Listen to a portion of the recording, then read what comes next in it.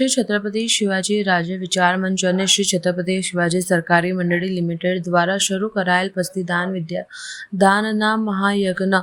અભિયાન અંતર્ગત 500થી વધુ બાળકોને ચોપડા વિતરણ કરાયા। શ્રી છત્રપતિ શિવાજી રાજ્ય વિચાર મંચ અને શ્રી છત્રપતિ શિવાજી સરકારી મંડળી લિમિટેડ દ્વારા છેલ્લા 6 વર્ષથી પસ્તીદાનથી વિદ્યાદાનના મહાયજ્ઞ અભિયાન અંતર્ગત જરૂરિયાતમંદ બાળકોને ચોપડા વિતરણ કરવામાં આવ્યા, જેમાં આજે બરાનપુરા વિસ્તારમાં આવેલ શ્રી દત્ત મંદિર ખાતે